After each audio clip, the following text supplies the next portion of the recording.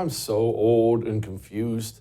I need Joe in here to explain what I'm looking at. Joining me now, author of the book Dark Eon, Joe Allen, is going to talk about all this transhumanism, AI stuff. After all, he's the one who wrote the big book on it. Joe, okay, text messaging is about as in-depth as I get technology-wise. Would you please explain to me why people are wearing goggles over their faces while they drive down the road? What is this thing? Well, Jesse, thanks for having me. And that what we just saw is the ultimate in Bugman lifestyle.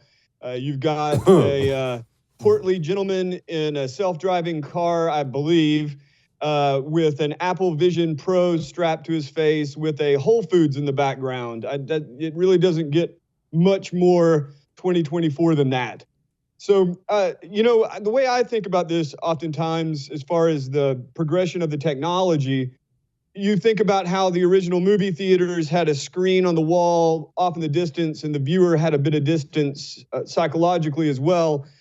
That screen got closer and closer with the television in the living room and the propaganda then being pumped into homes individually, and then a little bit closer with the personal computer, and then the laptop where it's frying your gametes on your lap, and then the smartphone where it's frying your irises in your hand.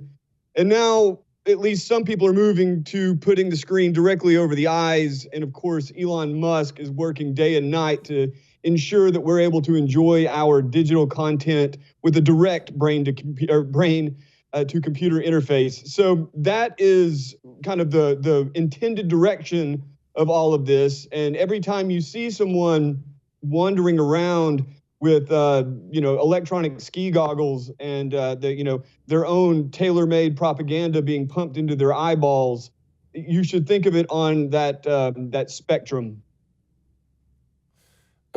Joe, can you explain what exactly the Apple? We'll get to Neuralink here in a moment with Elon, but what exactly the Apple Vision Pro is? How can you walk around with it? Why do people even want to do this? It looks uncomfortable. Why are they doing this? The first question I can answer, how does it work? Why people want to do this is something that I've still yet to come to a reasonable conclusion on. The Apple Vision Pro really it's an augmented reality headset. It also has virtual reality capabilities.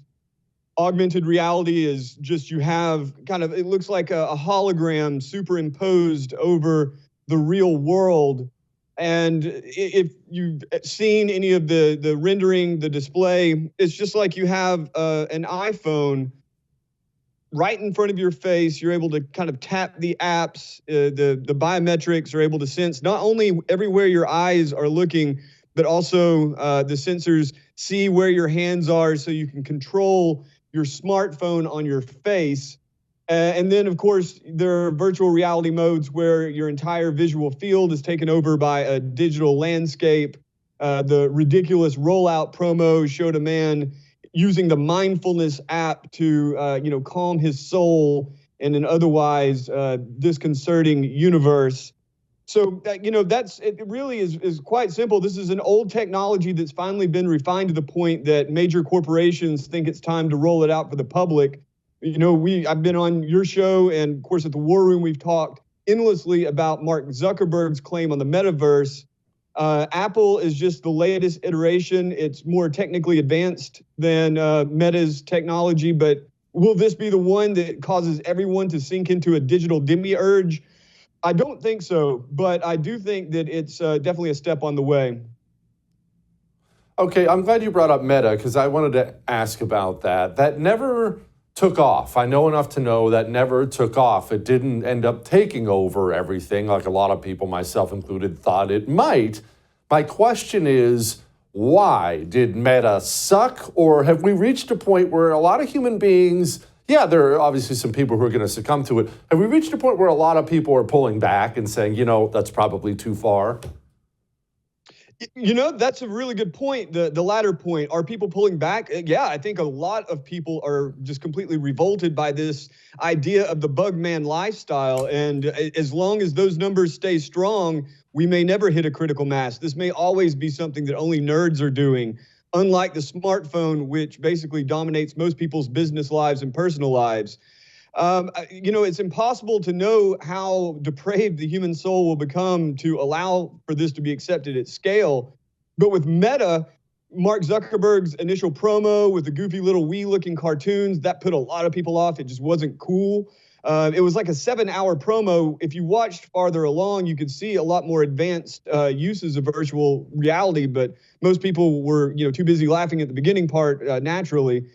Meta has struggled on a lot of different fronts, but it should be remembered that, their last quarter, Meta reported a 20% increase, almost $200 billion. They're at almost $1 trillion now. And Mark Zuckerberg is building out the infrastructure to train more and more sophisticated artificial intelligence systems. He's openly now, and this has been not a secret, just wasn't something he talked about. He wants to create artificial general intelligence, AGI, or artificial godlike intelligence. And they're doing it in a way that many would say is irresponsible. Meta is open sourcing most of what they're doing, or at least that's their intention, meaning that others can imitate it, others can copy it, thus accelerating the field as a whole. So yeah, Meta is a different story than Apple. Apple is more kind of on the products end, but Apple's also dipping into the AI game, and we've seen everything that's happening right now with Sam Altman running around asking for $5 to $7 trillion to build out the AI infrastructure, even going to the UAE asking for money. I mean, if billionaires and, soon to be trillionaires want something to happen, it may not happen like they said it will happen, but you can be sure something big will happen, even if that means the degradation of the education system, degradation of life at your company, and even some very dangerous developments in the military. The speed is undoubtedly breakneck, but I think it's really important to disentangle what they are promising from what is happening, and to separate those two from what normal people want. I hope, as you said a moment ago, I hope that enough people don't want this future, because that will mean that, at least for many, that future will not be a reality.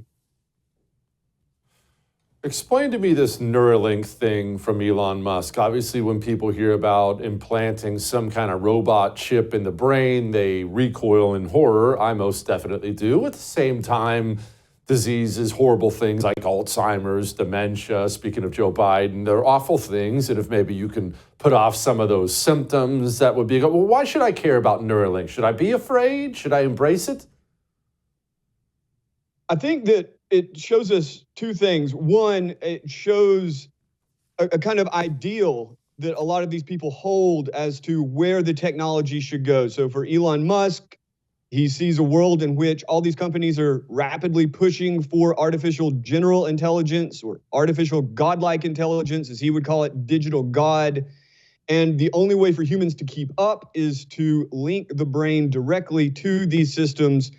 The best way that they've come up with at this point is to insert thousands of hair-thin wires into the brain that are connected to a processor, connecting you to small-scale artificial intelligence. These are already in people's heads. Companies like BlackRock Neurotech and Synchron have done this for years.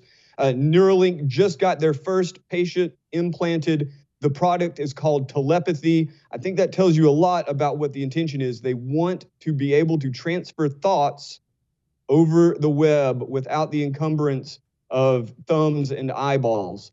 That's the first reason it's an ideal. The second reason, it just shows you that the boundary between what is and isn't sacred and profane, that boundary doesn't exist for a lot of these guys. And as they push their products on us and people's children, it should be recognized that they don't see those same boundaries. It's up to us to put those boundaries up.